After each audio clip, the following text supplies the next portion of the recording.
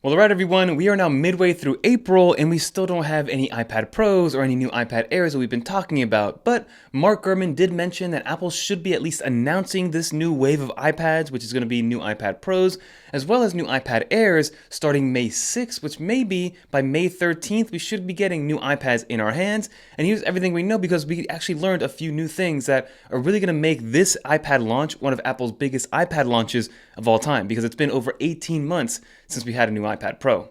Let's get into it.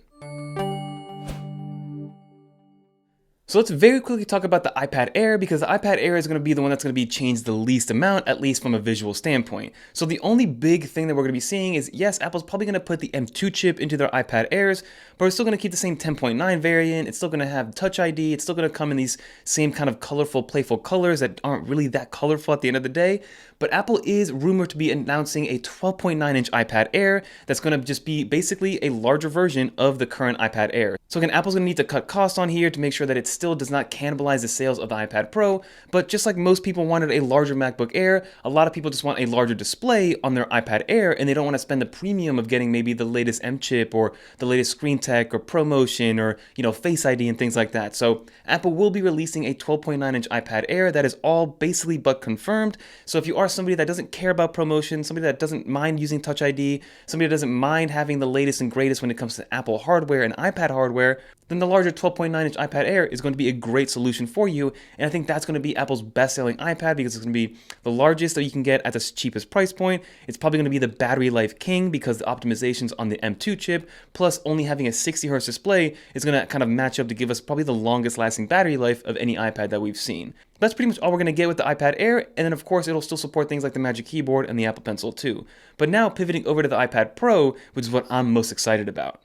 So our very own Jeff Benjamin released a video last week going over the iOS 17.5 Beta 1 features and everything new that came with it. But inside of that feature set, he was able to find that there's new code names for new iPad products that should be releasing with iPadOS 17.5, and that gives us another kind of almost confirmation that we know that the new iPads will be releasing, will be shipped with iPadOS 17.5. But some of the main things to take into consideration is that we will still be holding on to the 11-inch and the 12.9-inch form factor.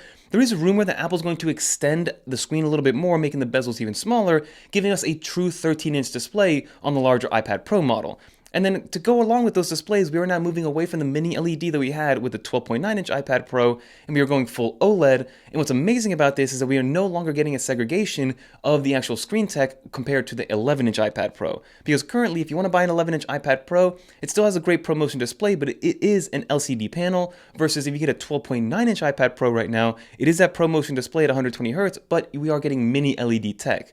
But now with the new 2024 iPad Pros, both the 11-inch iPad Pro as well as the 12.9-inch or 13-inch iPad Pro will have this brand new OLED display, which is going to be Apple's greatest display yet on any iPad. And it's going to be amazing for a multitude of reasons. Yes, it's going to be better for deeper blacks and better picture quality, better brightness and things like that, but it's also going to help with battery life, because now with these OLED displays going and being able to kind of black out every singular pixel is going to save us battery in the long run. So honestly, dark mode on the 12.9-inch iPad Pro or 13-inch iPad Pro is going to be amazing. For the iPad Pros, Apple will of course be putting the new M3 chip in there, and now I'm hoping that Apple's going to give us a few things when it comes to the M3 chips and the hardware internally. Firstly, I hope Apple gives us an option to maybe get the M3 Pro chip in the iPad Pro, and I know a lot of people, especially myself, will pay a premium for that fact. But then also, I do believe Apple's going to give us at least the ability to now customize the internals of the iPad Pro.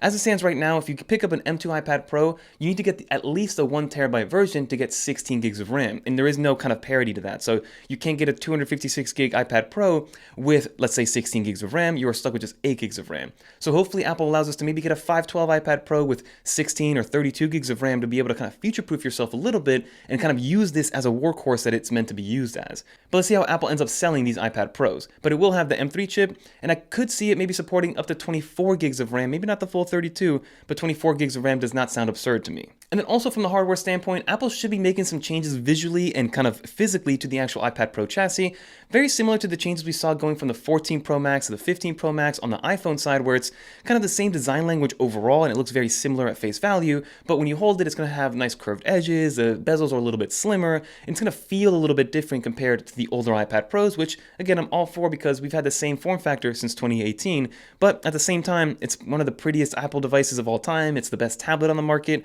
so if it ain't broke, don't fix it. So I'm kind of in between here, but let's see exactly what Apple does with the actual design itself.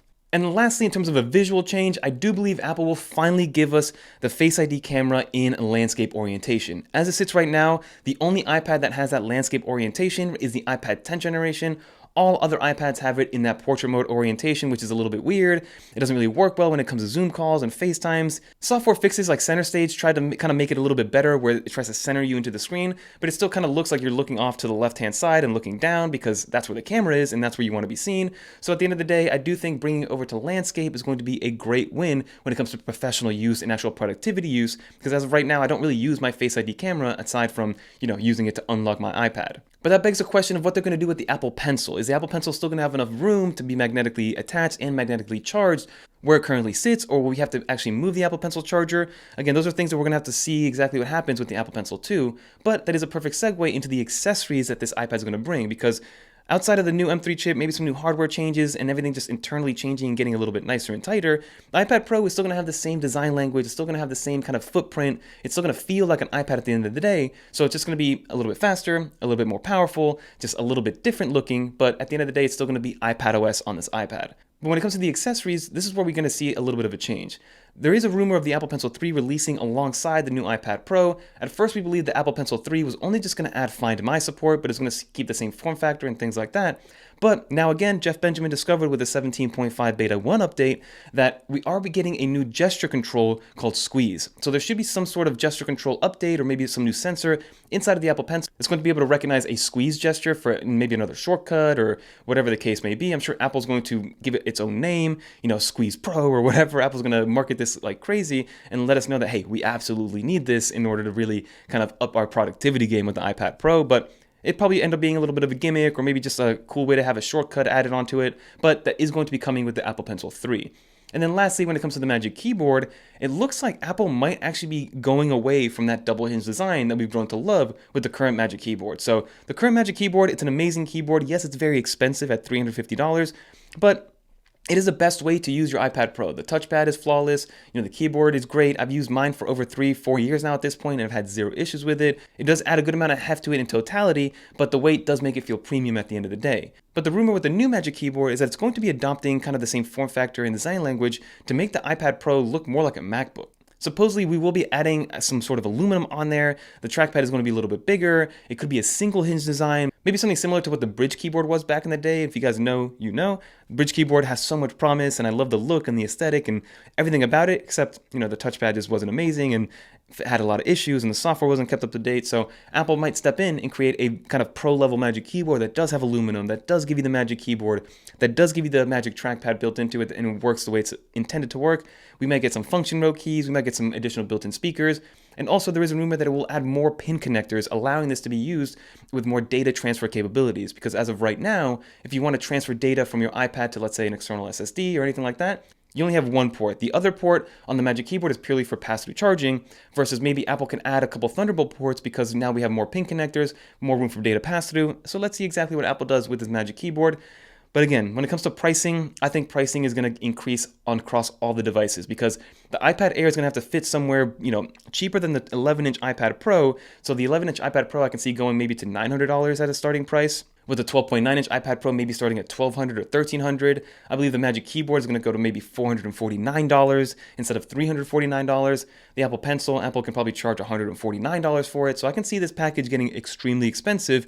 And that begs the question, who is this iPad Pro going to be for? Obviously, I'm an iPad Pro fanatic and it's my main device and I love it. I'm a specific use case that not everybody's going to be niching down to. For most people, the MacBook Air, even in the 15-inch variant at $1,200, is an absolute game changer from a price to performance ratio versus the iPad Pro. Probably at a minimum, if you get the whole package, let's say $1,300, $450 plus another $150, you're almost at $2,000, and that's before you spec up any storage or spec up any RAM or get a screen protector or maybe get any auxiliary hubs and things like that. So iPad Pro is going to be an expensive device. It's just a matter of how you're going to use it, who this is for, and where it fits in the Apple ecosystem overall. But that is everything that we know. So kind of put on the calendar, May 6th is the date to really look forward to, because that's going to be the date of maybe an announcement or a press release or a video that's going to come out. And then from then on, it's just a matter of pre-ordering it, figuring out which one you want, and then receiving it about a week to 10 days later. But Let me know in the comment down below what you think. Is the iPad Pro going to live up to the expectations that you have? I have a very high hopes for this iPad Pro. It's been a long time coming. Apple should give us something that we really want, especially for somebody like me who loves their iPad Pro and finds reasons to kind of really push it forward and finds reasons to enjoy the actual experience of the iPad Pro. But let me know in the comment down below what you expect, what you want out of the iPad Pro. Will you be picking one up? Are you somebody that is going more towards the iPad Air? Do you want the fully loaded iPad Pro? Let's discuss down below. But if you guys made it to the end, leave a little dolphin in the comments down below so that I know you made it to the end of this video. And if you guys want to watch more videos like this one, click on one of these right here. And until next time, I'm Fernando, and I'm out of here, everybody. Peace. iPads for the win. 3 weeks. Mark your calendar.